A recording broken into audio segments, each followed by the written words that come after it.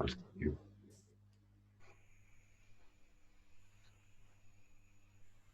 Okay, folks. Well, welcome to the webinar, Time to Talk. Here it's on Thursday, the 9th of April. I'm Dr. Stephen Connor, the Executive Director of the Worldwide Hospice Palliative Care Alliance, on behalf of all the international organizations, the IHPC, ICPCN, and Palchase, and Voices, Palliative Care Voices.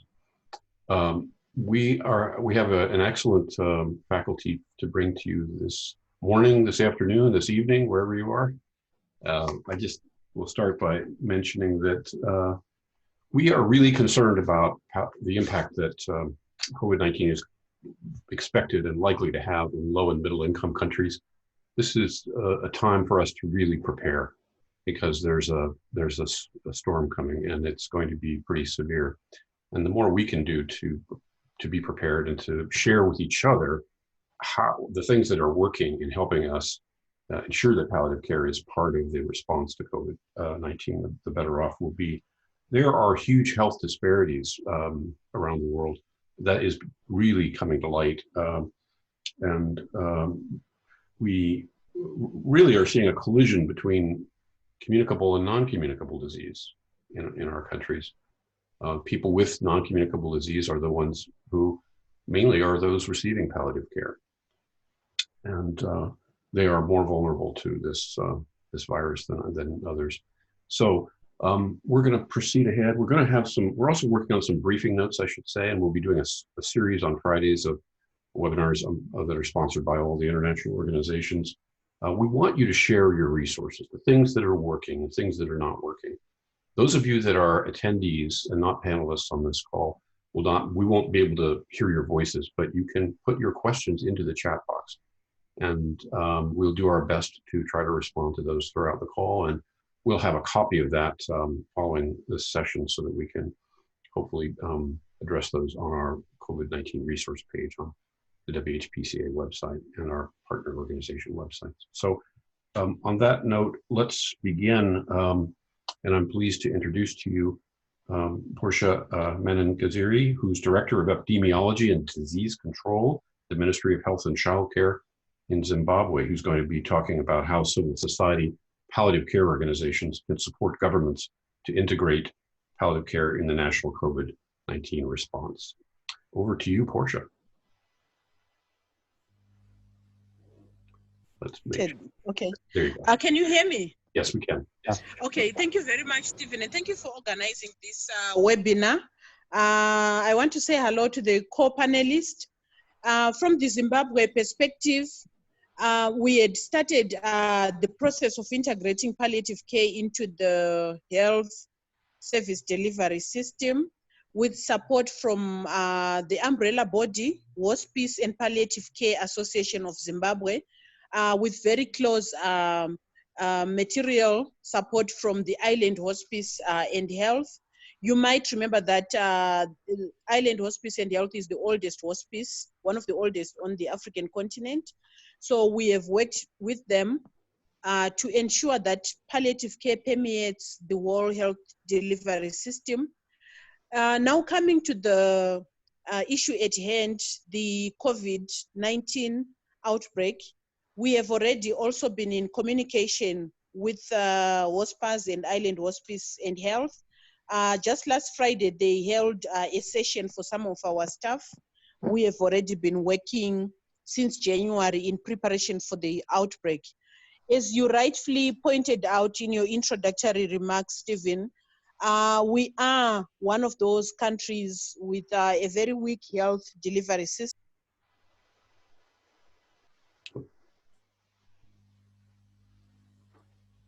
Hold on, folks, I'll unmute Portia.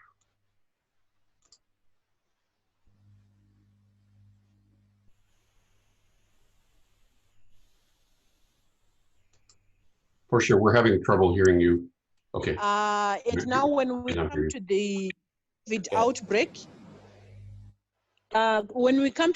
outbreak, the difficulties get even more, because now we are going to be needing dedicated staff for the COVID specific work, but also staff that ensures continuing of operations. And this is where chronic care comes on board. We have also been battling over the issues of comorbidity. What if somebody has an already underlying condition, they are on cancer treatment? We have heard that there are some high-risk groups, diabetics, for example. We also have a huge problem of malnutrition in the country. There will be severity and require somebody, for example, to have an urgent surgical or medical intervention, but they have COVID. The centers for isolation and treatment of COVID cases might not have the hospital care equipment. So in our discussion, we have really been looking to say how best can we take advantage of the fact that we have trained cadres at subnational level to provide palliative care, but how do we quickly orientate them into the COVID support? The disease itself, without looking at the usual clients for palliative care, yes, in my opinion, there's a huge demand for palliative care. We have seen the devastation, but you also want a situation where the staff that is providing that service is safe. Number two, our own healthcare workers require a lot of counseling. You know, after the training, they require a lot of counseling, but also palliative care themselves, because this is a crisis that is also not sparing healthcare workers. So those are some of the discussions that we have been having between the ministry, some of the academics, but definitely our civic society colleagues who have particularly been focusing on palliative care in the country. So in going forward, we are still working on a situation where staff, in terms of the rapid response teams, but also the clinical care management teams at national and subnational level do have access to palliative care services, but also the COVID clients can access palliative care. We also have a situation, as I conclude, whereby infectious diseases have traditionally been managed in infectious diseases hospitals and not as part of the comprehensive health care. So that divide sometimes presents problems in terms of now where there are core infections, because the other chronic conditions belong to a central hospital, a provincial hospital, while COVID belongs in the infectious disease hospital. So how then do we bridge the divide? So thank you. I'll end there and wait for questions, but also listen to the other panelists. Excellent. Thank you very much, Portia. Really appreciate your perspective from Zimbabwe and your support of palliative care in the country very much. Thank you. The next speaker we have lined up is Huyam Samuels, who's a young woman living with palliative care needs in South Africa.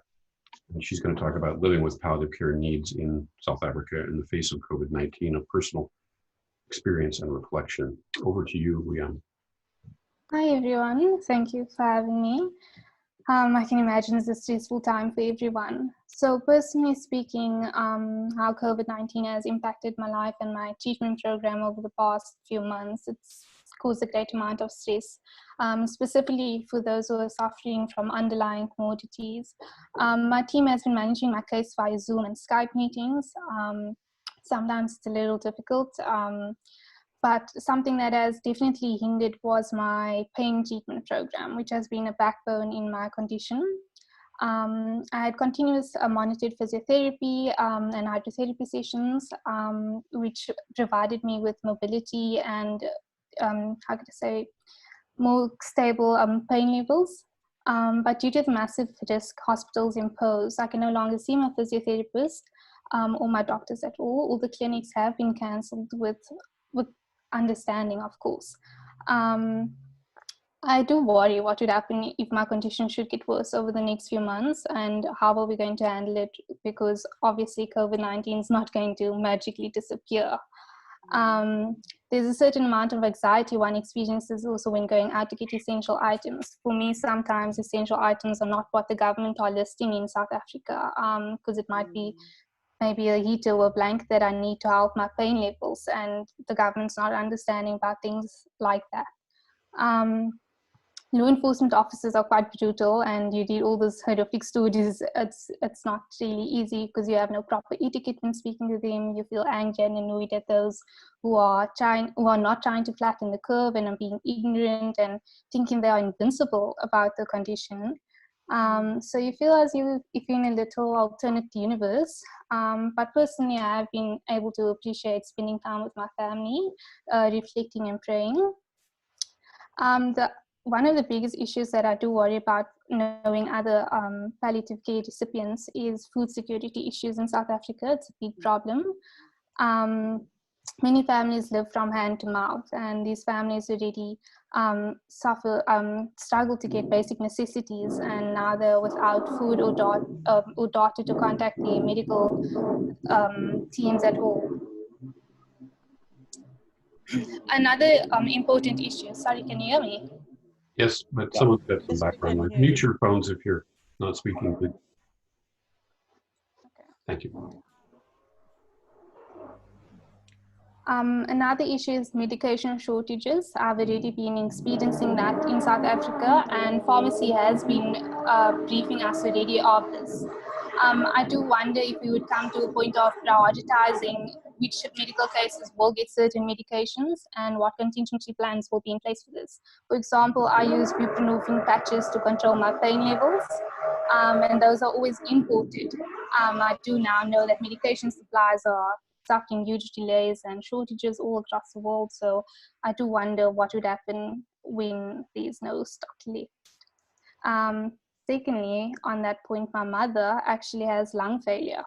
So when we went to see her primary care physician and pulmonologist, he already told us that if she does get ill, that they are not going to save her or attempt to actually. They said no ventilators will be provided, oxygen, nothing, because the chances of survival are low to none. It's really raising a lot of ethical issues, Yeah. particularly for the disabled community. Keep on. Oh, yeah, I'm sorry. So as a full-time student, I study psychology at the University of Cape Town. So COVID-19 has impacted that also immensely until we can establish a solid learning foundation online. Our university psychologists and counselors have been fairly accommodating, developing online sessions via Skype, Zoom, Microsoft Teams, or telephonically.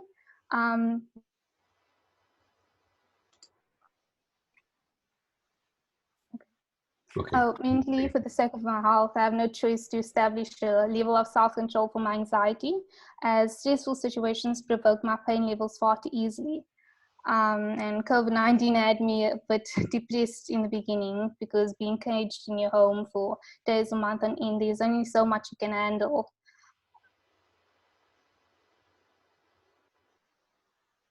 We're all experiencing a bit of that, I think. Yeah. Anything else? I just think for medical teams especially, I think we have to think of people that really now has no income at all, no data, you can't make calls, they can't travel, nothing.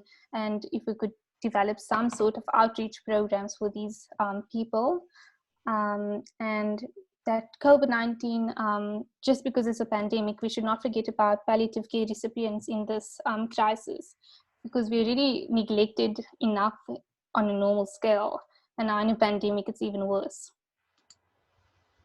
Great. That's really useful advice. Thank you.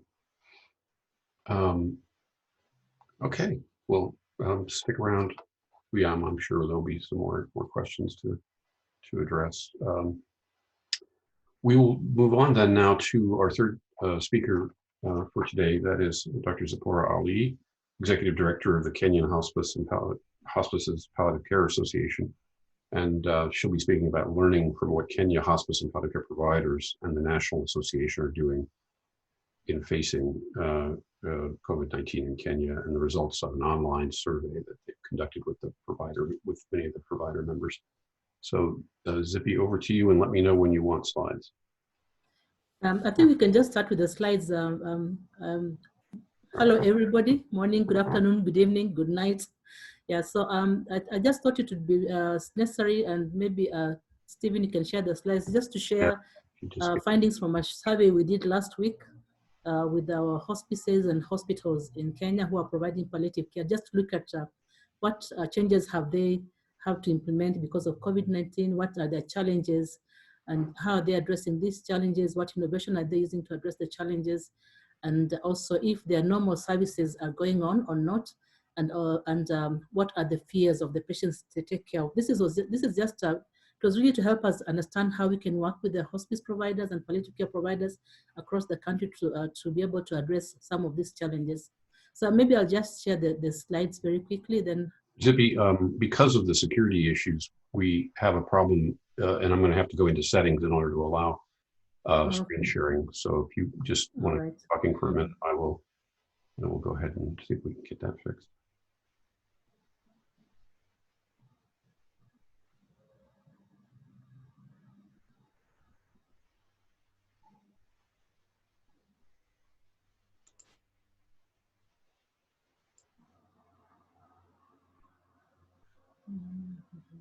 Okay. See if we can fix it.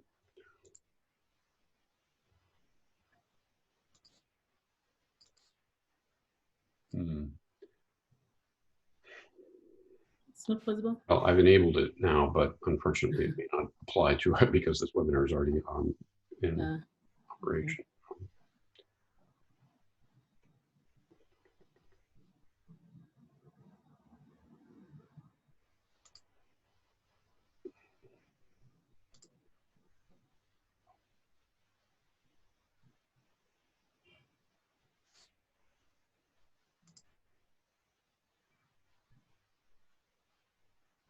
So maybe I'll just continue as you're looking for the slides. As the national association in the country, we are also faced with a lot of challenges because we would really like palliative care to be part of the response to the COVID-19 situation. As you look at COVID-19, you see that it's a disease that is totally life-threatening. Many people are losing their lives. Those who are sick are very sick and need support. They need symptom management, they need psychosocial support, emotional support, spiritual support. For those who lose loved ones, they need bereavement support. And this is what palliative care really does. This is what we do as palliative care providers. So we are trying to make ourselves relevant in the country as a response to this situation. We are working with different organizations that have been given certain assignments. For example, there's React Africa. React Africa is part of a bigger organization that focuses on infectious diseases, mostly HIV, malaria, TB, and other maybe common infectious diseases. And what we are trying to do with the REACT is they're developing guidelines for people living with these illnesses, how they can be managed if they have COVID-19. So we are also participating in developing something that they can use also to ensure that palliative care is part of this, of what will be happening. We are also working with the with the NCD Alliance of Kenya, who is a member of our organization. We're also a member of the NCD Alliance, to look at supporting people who have got NCDs, existing diseases, but will also be, might also have contract COVID-19. So how can we support these people? So we are trying to look at how can we make sure that whatever is being developed in response to COVID-19 also includes palliative care as an integral part of the response in the country. So those are some of the things we are doing. We have been also very busy. Thank you, Stephen and WHPCA for sharing all the links and APCA. We are using those links also to share with we have a big WhatsApp group of almost all the palliative care providers in the country, about 300 people. We keep on sharing these links, and it's an open forum where people ask questions, so we are really helping each other to think through these issues and also to address the fears that the healthcare providers are facing in terms of, being at risk themselves. So we're just, like everybody else, finding opportunities to make sure that this is we are part of this, that's what's going on. We have written to the Director General in our Ministry of Health to remember that we have these palliative care providers. Most of our palliative care is provided in government hospitals, actually, because we have done a lot of integration, right, in terms of integration of palliative care into the government public healthcare system. So we already have existing healthcare providers in the government hospital, most of them, the ones that will be admitting COVID-19 cases, the ones that have been selected as emergency centers, they already have existing clinicians, mostly nurses. So we are asking the hospitals and the government to remember to include these nurses, and especially in terms of supplying them with PPE so that they can be comfortable to go and visit the patients in the ward rounds. So that's one of the things we're also doing. But when we did our survey, we found that most of the providers, for example, hospices, have reduced their services. They're not, most of them are not doing home visits because they don't have PPEs, then they're afraid of themselves. They're also afraid that if they have an illness, they'll take it to the patient. So they have reduced some of their services. The outpatient clinics are not as crowded as they were before. They're only taking in those who really have to come in.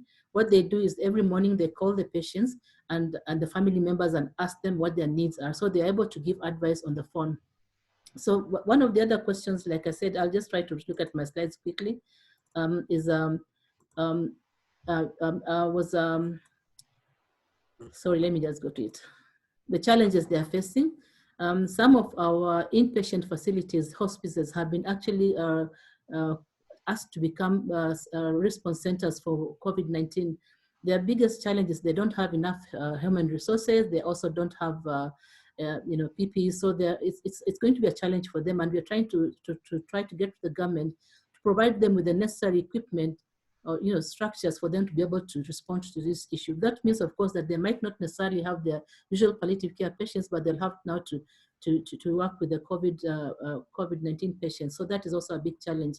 So treatment for these patients might be a challenge also because the government is not necessarily supplying enough medications to be able to take care of these patients, but also even medication for the people living with the NCDs might become a problem soon because all the resources are going to COVID-19. So that's some of their challenges and fears, is also that people are not able to visit their patients because of these issues. So they're trying to mainly communicate with their patients through social media and through modern technology, by phone calls and the rest. So one of the things they came out and focused on was that there's a need to train all staff, not just palliative care staff, all healthcare providers working in these hospitals, to understand what palliative care is so that they can be able to provide palliative care. But of course, we don't really have time to train people right now. So how do we ensure that they are doing the correct things? Are they able to manage symptoms? Are they able to provide psychosocial support, spiritual support, emotional support, and bereavement support? Some of them have not been trained in palliative care. So this is going to be a challenge because we are asking them to provide this information, these services, but they are not well trained in terms of those services. So some of the fears of the patient were that they might not be able to access their medicines for their NCDs or HIV. Then the other fear was they might not have food because some of these patients are still working. Some of them are really very poor and maybe sell vegetables during the day and go home in the evening, and that's the money they spend for that day. They are not able to do these things because we have a curfew going on, and so they are not able to have their regular income. They might not be able to afford medicines. They might not be able to afford admission if they need to be admitted. So those fears are real in terms of our patients. And also they are afraid they might contract COVID-19. They have been listening to media, and everything about people living with NCDs or an existing condition is very negative in terms of if you get COVID-19, you probably won't make it. So that is, again, one of the biggest fears. Some of the patients with cancer who are undergoing chemotherapy have had a few challenges initially, because of the hospitals not trying to overcrowd the treatment centers. They're taking in just a few patients, so they're rescheduling most of these patients, which interferes with their treatment. And the new cancer patients are actually being put on hold. They're not accessing treatment because the hospitals cannot really manage with the current situation as well. So those are some of the challenges we have. But PPEs, information, correct information, psychosocial support, and like somebody said earlier on, support for the healthcare givers among themselves also is very important. So these are some of the things we are looking, and I think we have been looking at them also at the global level with WHPCA, ICPCN, and the rest. How can we come up with some solution that can help services to continue and also ensure that our healthcare providers feel safe, have the support they need. So if you want the slides later on, Stephen can share with you in the PDF form, but I'll just summarize because we have only a few minutes for each speaker. Thank you. Thank you very much, Zippy. And apologies for the inability to put up the slides. We'll make sure that we can have that function enabled properly next time. Good. Okay. Well, we're getting some good questions in the chat box. Thank you, folks. We have 2 more short presentations, and then we're going to address some of those questions that have come in so far, which we're glad to see. So thank you, Zippy. Excellent work you're doing in Kenya. We really appreciate your leadership. The next speaker we have is Dr. Farzana Cohen, who is from Bangladesh and who has been one of the leaders in efforts to serve people in humanitarian situations, particularly the Rohingya in Bangladesh from Myanmar. So Farzana, I'm going to unmute you. Hopefully. Yeah, over to you, Farzana, please. Thank you so much. And I'm really happy to be here. Actually, you know that in the Rohingya camp, we have been providing palliative care for the last 2 years, but in a structured way, we have just started from 1st January 2020 with the support of IOM, International Organization of Monitoring for Migration. So we have just started, and we have a very new team, as ZP was describing, that most of our team members, they don't have any palliative care background. So at the moment, we are lucky that we don't have any patient with confirmed cases of COVID-19, but we have been taking this opportunity of technology to train our people. We have 38 members. None of them have previous palliative care exposure. So we have been taking this opportunity to train them, and with using all the technologies like Zoom, Skype, and whichever is possible. So that is one aspect, but at the same time, we are providing end-of-life care to some of our patients at home with using technology also. Like the patient's grandson is, we are connecting the patient's grandson. Patient is a lung cancer patient with small cell variety, and he's at the end of life, like in PPS scale, palliative performance scale. He's at 20%, so you know that he's at the end of life, and we are providing, and he had severe pain, so we are using morphine for his pain, and we are monitoring twice with mobile phones, connecting his grandson, and also one of our physiotherapists, he's going twice in a week because he has severe lower limb pain. So we have to help with the pain, but of course we are managing PPE and all those things for our workers. And you know, there are lots of challenges, as I think ZP and Huyam, they have already described, and many of those challenges we are also facing here. And as you know that we are already in a devastating and huge challenge in Rohingya camps. So this COVID-19 is also an added challenge. So yes, I think we need to go for many things. So not a specific 1 or 2 things. We have to go through many things, and we need many more things. Thank you. Thank you very much, Dr. Farzana. We know you're in the front lines of some of the most difficult conditions, and when Are there patients in the camps that are positive? There are positive patients then with COVID.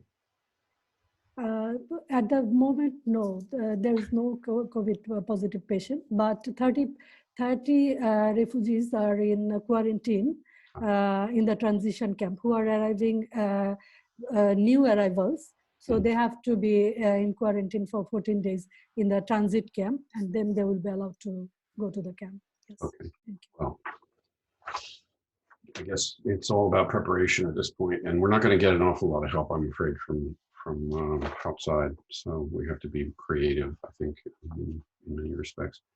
Let's then move on to our final speaker, who is also from Bangladesh, Professor Nizam Ahmad from the Medical University in Dhaka, who is also our partner at WHPCA on two projects where we're actually delivering palliative care in two parts of the greater Dhaka area.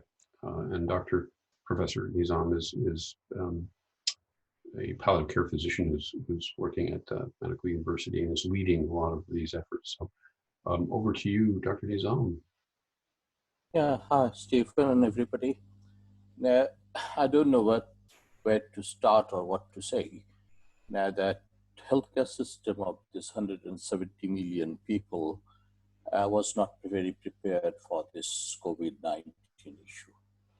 And the first case was detected, the positive case was detected on 8th March of this year. And now, the challenges, I won't repeat the common challenges, but what troubled us most is the lack of transparency of the information gap from the government sector, because very few tests were being done in the initial few days. And right now, as far as the COVID-19 is concerned, I think we are sitting today on the top of the volcano, because when we have then they started increasing the number of tests, and in last 24 hours they tested 1,097 persons with symptoms, and there were 330 positive and in total in last 24 hours they I corrected. They tested 330 patients in last 24 hours, and out of them, 112 has become positive in last 24 hours. And the total death is now 62. Total death is now 21. And out of the 112 positive in last 24 hours, 62 from Dhaka and 12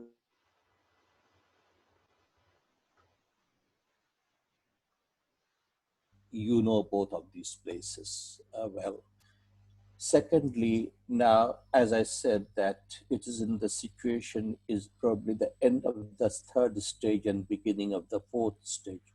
That's why I'm saying that we're sitting on the top of the volcano right now, because as the number of tests is being increased, so the number of positives also increasing, and probably what we are seeing is only the tip of the iceberg. Now, by now, in last 1 month, I think it has spread, because quite a number of hotspots have been located throughout the country. Now, coming back to the issue of palliative care.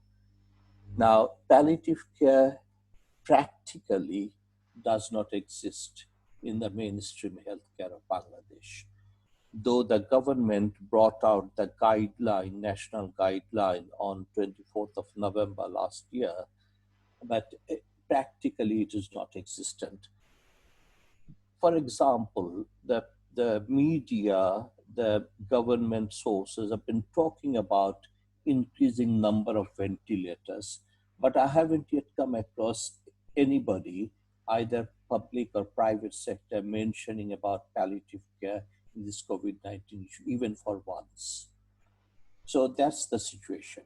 Now, talking about our university, from where, though practically, officially, I have resigned last year, but I'm still going there for another reason, because I've been asked to continue it for one more year, where we are left with 3 months only.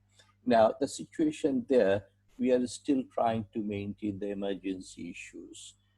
All the 19 indoor beds, which usually used to remain occupied 80 or 90%, now we have got only 2 or 3 patients.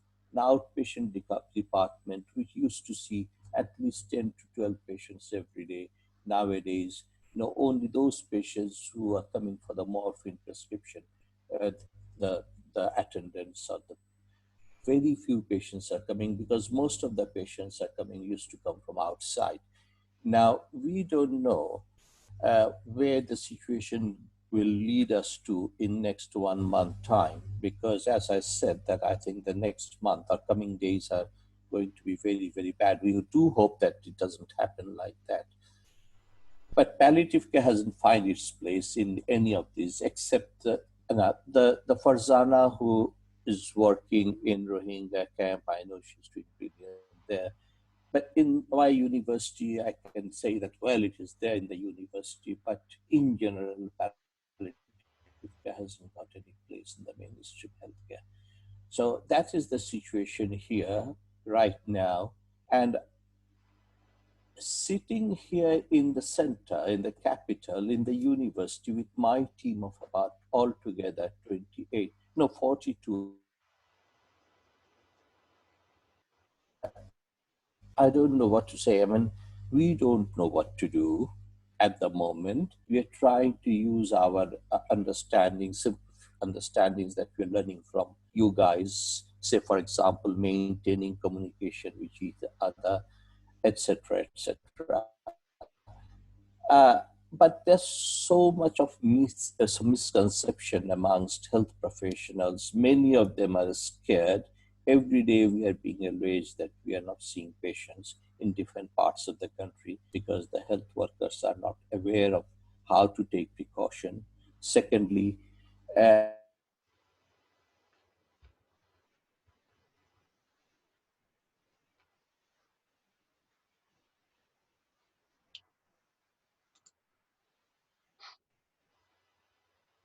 Sorry, Nizam, your sound and pictures frozen for us. It's probably the internet in Bangladesh. Are you there? I think we may have lost. Oh, here we are. You're back. Okay. Yeah, Stephen, I think I was... You were locked up. Yeah. We lost just toward the end. You were talking about the number of people that you had on your team and the lack of preparation and fear about contracting the virus. Yeah. We are confused, we are lost. We are trying to maintain communication with each other and with a few of our patients, not everybody, I must say.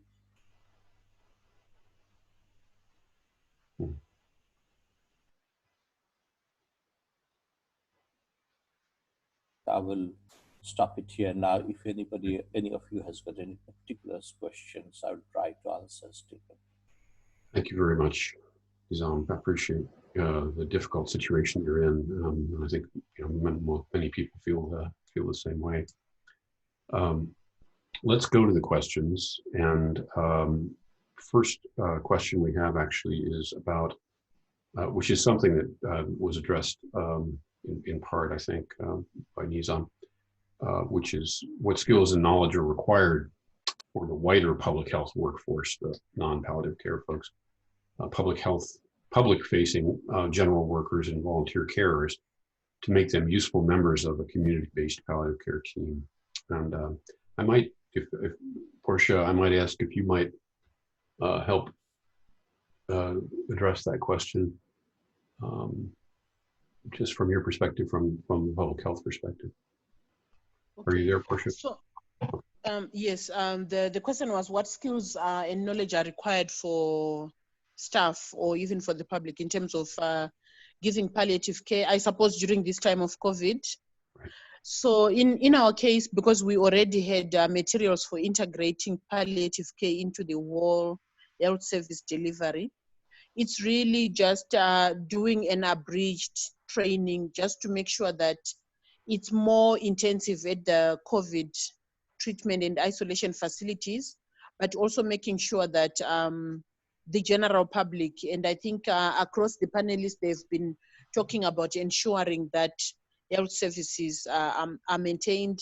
And I appreciate the personal experiences shared by the lady living with palliative care needs. So I think it's really listening, but also looking at the situation to say, in terms of healthcare personnel, how best can we hammer in as much palliative care knowledge as possible so that they are, one, able to take care of themselves, but also take better care of their teammates and the patients. But the community must also know, including the persons that are living with conditions that require palliative care.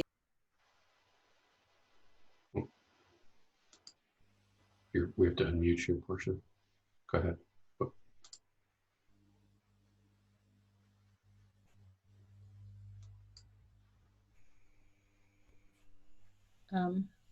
We're having some trouble unmuting her. Portia, I'm sorry, but can you try to unmute yourself?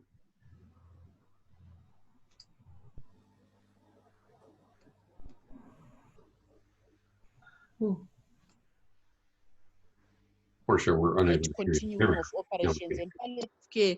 I would see it as being very easy to relegate to the tail end when it is so important when you look at the gravity of COVID-19. So that would be my contribution. Mm-hmm. Thank you very much. Other panelists would any other panelists like to address this question? I think somebody, the question on, there's a question, let me just see what it is. This is about the skills, sorry. This one was preparing non-palliative care workers to help in the effort to care for palliative care patients with COVID. And okay, so yeah, like I said, it's very difficult right now to be able to prepare people instantly to understand what skills and knowledge they need to be able to take care of palliative care patients. But I think usually a healthcare provider is, even during their normal training, receives some training on on communication, which is very important, on symptom management, and maybe a bit of supporting patients, especially the nursing. The nursing departments usually do a lot of psychosocial support. So some people already have this basic knowledge. They just need to be able to maybe transfer it to what they're doing. And I also think that some of the things we are doing in Kenya is just developing short posters or brochures which are quick to understand and read, so that people can actually use these, and people have actually asked for this. And I think what we need to really emphasize is that communication is very important, keeping communication in place with even the volunteers, continue communicating with the patients they are seeing, and the psychological support, just talking, counseling, and ensuring just being there for patients is very important. And also being, in Africa is a very spiritual country, being able to support people spiritually in their illness. So those I think are the skills that are very important in not just healthcare providers, but even in volunteers, to be able to do some of these things for their patients and family members. And a lot of these things, again, even if you have not been taught about them, they come from nature. I mean, naturally, we are supposed to be nurturing people. So we have some of these skills inside us. Maybe this is the time to actually bring those skills forward, to be able to be empathetic. And, really, I think COVID-19 has actually shown everybody that we are all equal. Nobody is exempt. And somebody shared a writing that I found very interesting, said money doesn't matter anymore. Now it's just, so this is a time when we need to be compassionate as human beings. We need to reach out to each other. So one of the things we're even encouraging people in this country is don't forget to call people, don't forget to talk to somebody.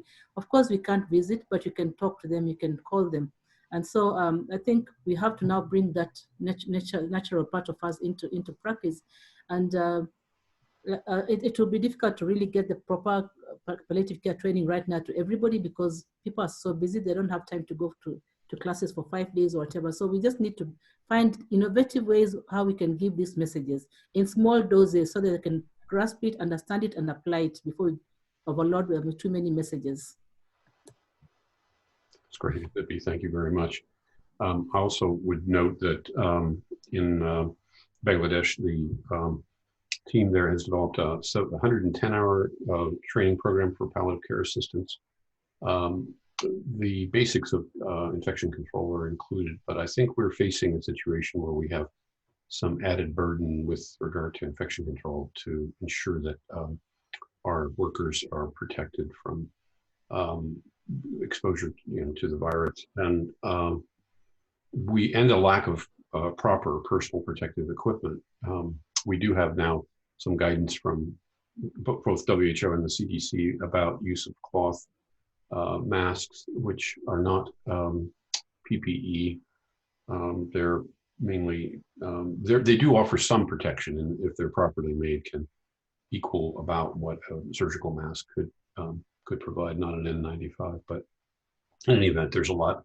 I know that there's a lot of creative ideas going into how do you create your own personal protective equipment with face shields and various homemade versions of PPE. Let's move on to the next question. Yes, sir. Go ahead. Can I interrupt you? I'm sorry. No, please do. I give you a scenario. Yesterday, the leader from the slum called me that they need a doctor for general patient care, not for COVID-19. Now, 4 of my doctors agrees to go there on rotation basis. Now, in slum, you have seen the slum. I'm sure many of people here have seen. Now, what sort of protection do I provide to my doctors and nurse to go to the slum, number one, where a COVID-19 has not yet been detected? Though in another slum, I hear this morning there's been 1 COVID-19 patient detected in another. So first I'm talking about our slum, which we look after. So tomorrow they will be going. Now, what sort of PPE? This fancy word PPE is quite often makes me annoyed. Now, what sort of PPE do you want us to provide to that 4 doctors and 2 nurses tomorrow? Well, I think my personal opinion is that you can't assume that people don't have COVID. And we have to be careful that we don't become vectors ourselves, spreading the disease in the population. So, we haven't spoken about exactly what you have available to you in the way of PPE, but I mean, the basics, as you know, are gloves, masks. There are all lots of different types of PPEs moving around in the country. Mm-hmm. Different qualities, different things, different masks.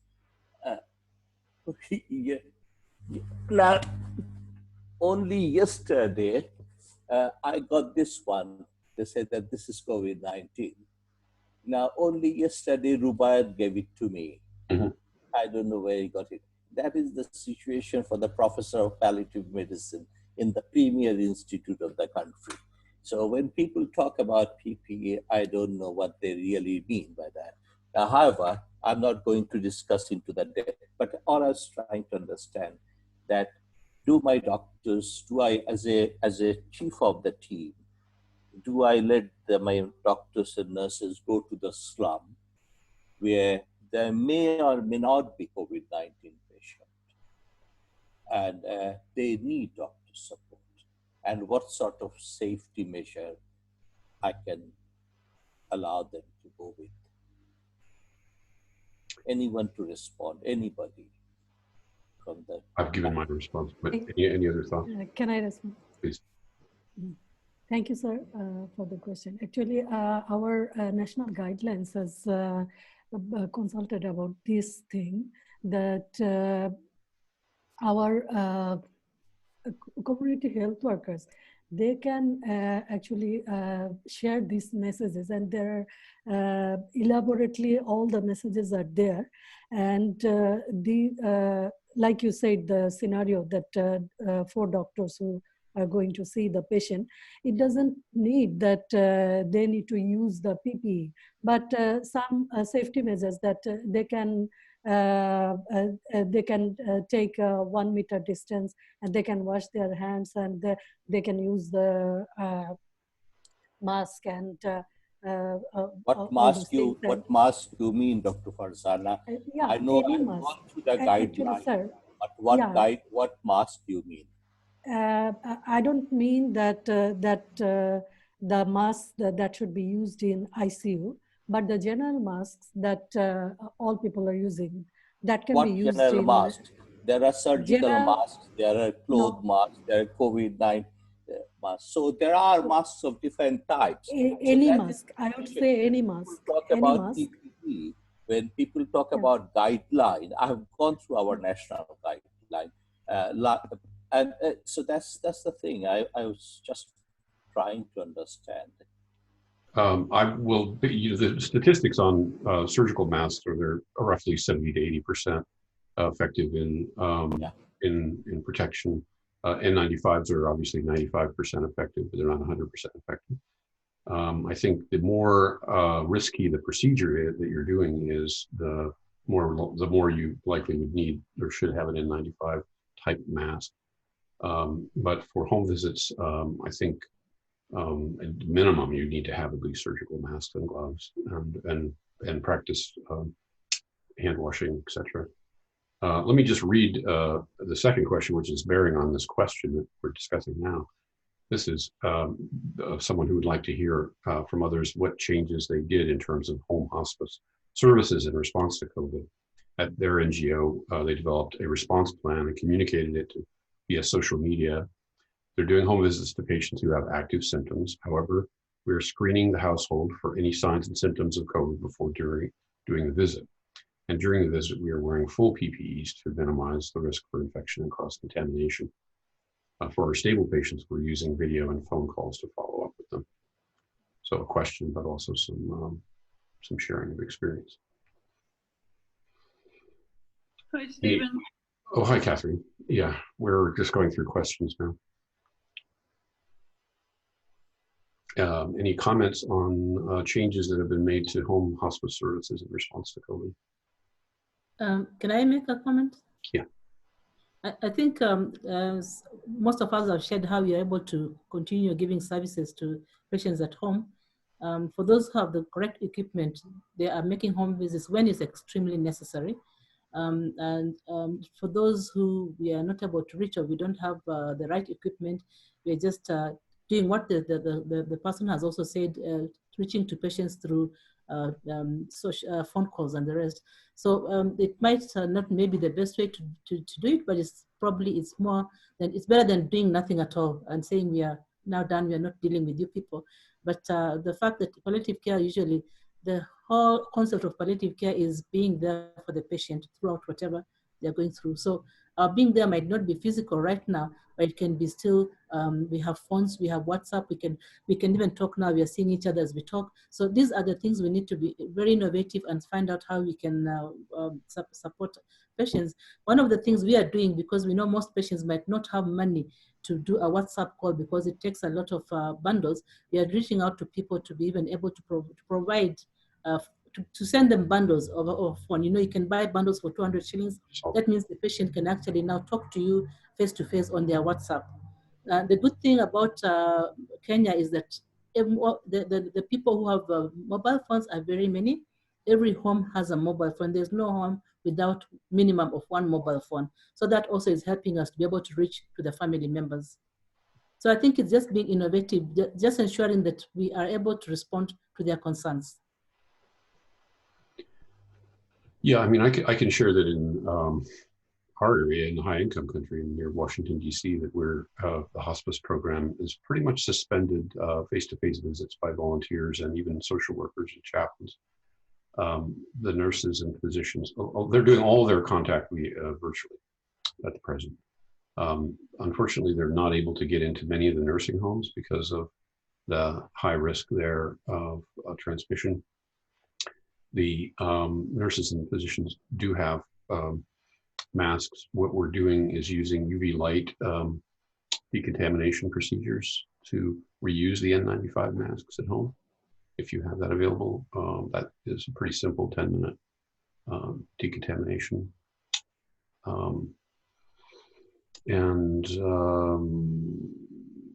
Yeah, I think we're learning that actually a lot of, we have always been high touch and low tech in hospice and palliative care, but we're having to learn to be more a combination of both. And I think in some respects, we have to figure out what's the right balance going forward to virtual versus in-person care. We can't do it all virtually.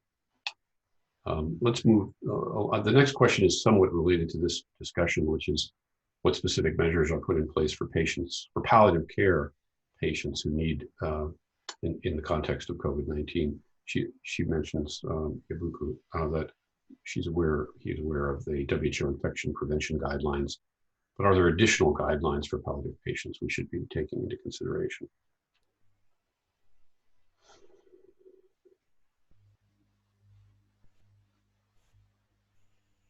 I think, yeah, I mean, I think we've been trying to, do the best we can with what we have where we are. And WHO's guidelines have been shifting, actually. Any comments on this?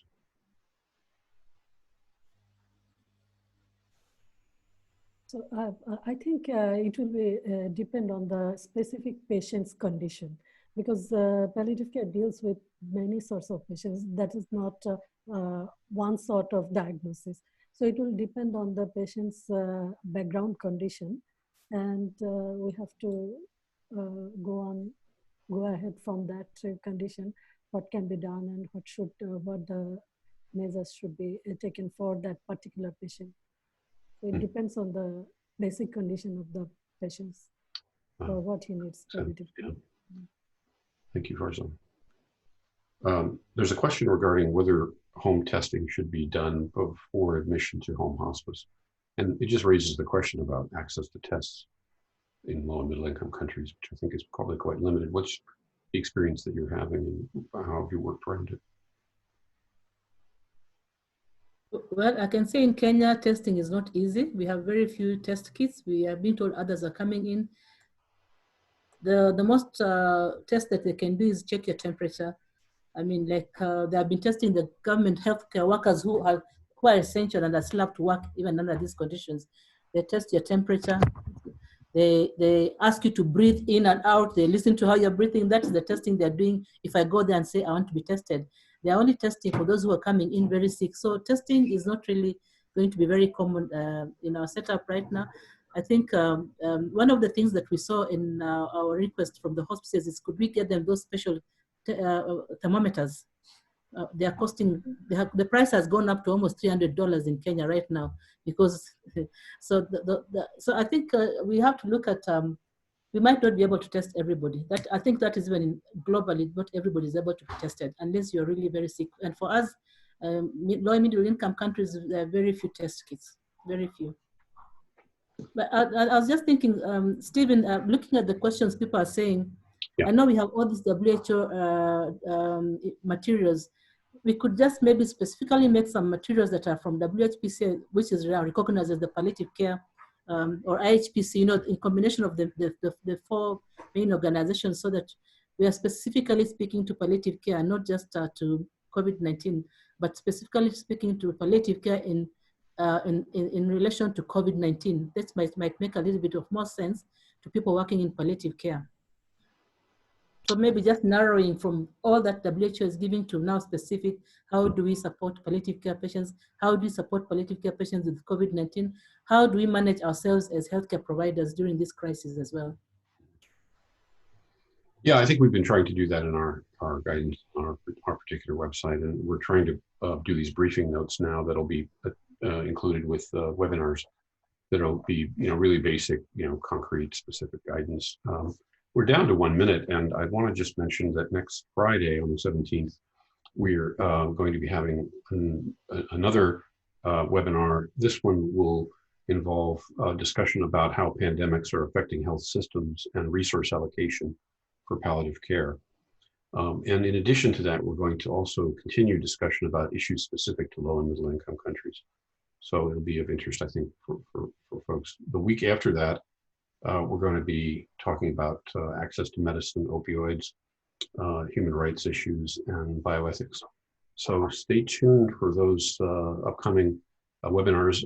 Again, we're going to be putting this webinar and all webinars. They'll be posted on our website. So for those of you that couldn't attend this today, if you know, they'll be available anyway to view after this session. I want to thank our faculty today for an excellent panel. Portia, I think, is about to leave us, and Huam and Zippy and Dr. Farzana and Dr. Nizam. I hope everyone stays safe and well. Be sure to wash your hands. Be sure to clean your cell phones too. And I wish everyone the best, and we'll be back in touch. Stay safe and be compassionate to everyone around you. Thank you. Bye for now. Thank you. Thanks, Stephen. Bye, Zippy. Hi, Farzana. Hi, Catherine.